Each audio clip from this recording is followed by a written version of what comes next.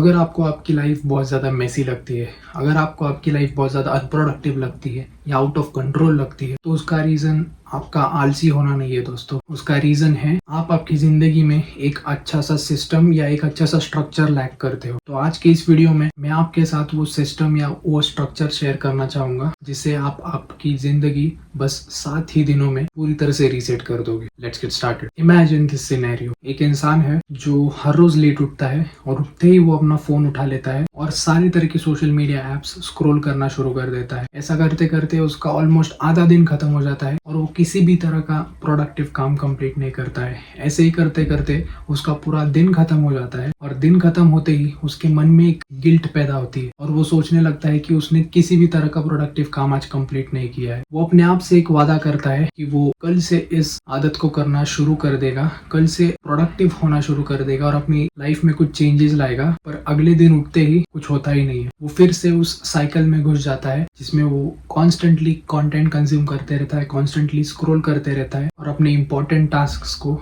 बस डिले करते रहता है। ये क्यों हो रहा है दोस्तों? क्योंकि आप अपनी जिंदगी को बस ऐसे ही रैंडमली चेंज करने की कोशिश कर रहे हो। What you need is a system. बिना किसी सिस्टम से या बिना किसी स्ट्रक्चर के आप किसी भी तरह से अपनी लाइफ को चेंज नहीं कर पाओगे। ये वीडियो वो पूरी तरह से चेंज कर देगा। Let's get started. सबसे पहले दिन पर आपको जो चीज करनी है बहुत ही आसान चीज है, ज्यादा सोचना नहीं है इसमें। आपको अपने एनवायरनमेंट को क्लीन करना है। अ मेसी एनवायरनमेंट इक्वल्स अ मेसी माइंड। अ डिस्ट्रैक्टेड और a bad environment equals a bad mind. इसके लिए आपको आप जहाँ पर पढ़ाई करते हो या जहाँ पर आप काम करते हो या जहाँ पर आप सोते हो रहते हो, उस रूम को पूरी तरह से क्लीन कर लेना है। जहाँ पर आपकी बहुत सारी चीजें रखी होंगी काम की, उन चीजों को ठीक से ऑर्गेनाइज कर लेना है। आपकी बुक्स को ठीक से ऑर्गेनाइज कर लेना है। इससे क्या होगा कि आप आपके एनवायरनमेंट को एक अच्छी क्लीन सिचुएशन या क्लीन कंडीशन में रखोगे, जिससे आप अपने माइंड को अच्छे से क्लियर होने का टाइम दोगे। तो डे 1 पे क्या करना है? Clean your environment. First day पे आपने आपका एनवायरनमेंट क्लीन कर लिया। सेकेंड डे पे आपको जो चीज करनी है उसमें आपको ये चीज मेक श्योर करनी है कि आप अपनी स्लीप फिक्स करते हो। और इसके लिए मैं आपको 3 आसान स्टेप्स देता हूँ। हर रोज सेम टाइम पर उठिए और सेम टाइम पर सोइए। इससे आप अपनी बॉडी की स्लीप साइकिल को बहुत परफेक्ट कर लोगे और अच्छे से नींद ले पाओगे। स्टेप नंबर 2, सोने से 30 मिनट पहले किसी भी तरह की इलेक्ट्रॉनिक गैजेट से पूरी तरह से दूर रहिए, स्पेशली आपका फोन। और स्टेप नंबर 3, आपके बेड के बाजू में एक छोटी सी किताब रखिए जो आप हर रोज रीड कर पाओगे। रात के वक्त जब आप रीड करते हो तो ऑटोमेटिकली आपको नींद आना शुरू होती है और धीरे धीरे करके सोना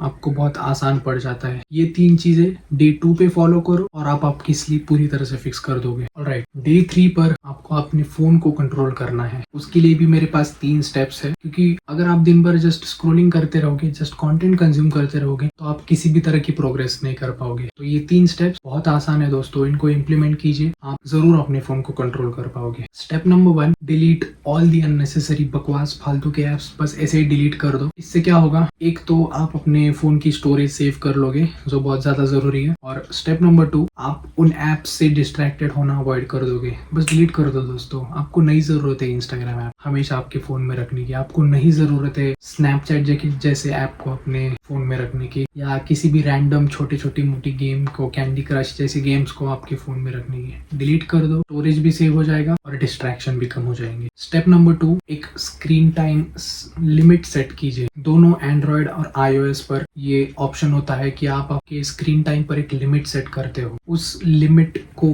क्रॉस करते ही आपका फोन आपको वार्निंग दे देगा कि इसके बाद आपको फोन यूज नहीं करना चाहिए। बहुत ही आसान है, मे बी यूट्यूब पर या गूगल कर लो, आपको इजी 2-3 स्टेप्स में ये सेट करना आ जाएगा। पर एक स्क्रीन टाइम लिमिट सेट करना बहुत ज्यादा जरूरी है। और स्टेप नंबर 3, सुबह उठते ही फोन उठाना बंद कर दो। सुबह उठते ही एटलीस्ट पहले 30 मिनट या 1 घंटे के लिए आपको ये चीज मेक श्योर करनी है कि आप आपके फोन को बिल्कुल भी चेक नहीं कर रहे हो। Remember guys, your phone is your biggest distraction. Alright, पहले 3 दिनों में आपने अपना एनवायरनमेंट क्लीन कर लिया, आपने आपका स्लीप शेड्यूल फिक्स कर लिया और आपने आपका फोन कंट्रोल कर लिया। चौथे दिन आपको एक लेवल ऊपर जाना है। चौथे दिन से आपको किसी भी तरह की फिजिकल एक्टिविटी करना शुरू कर देना है। भले ही 10-15 मिनट के लिए से एटलीस्ट कुछ ना कुछ करना जरूरी है। मे बी 10-15 मिनट के लिए एक वॉक पर चले जाओ, मे बी 10-15 मिनट के लिए फुल बॉडी वर्कआउट घर पे कर लो। अगर आप जिम जाते होंगे तो बहुत ही अच्छी बात है। अभी समर सीजन चल रहा है तो स्विमिंग के लिए चले जाओ। स्विमिंग करने में बहुत ज्यादा मजा आता है दोस्तों, एक बार ट्राई जरूर करके देखो। पर कुछ ना कुछ फिजिकल एक्टिविटी करना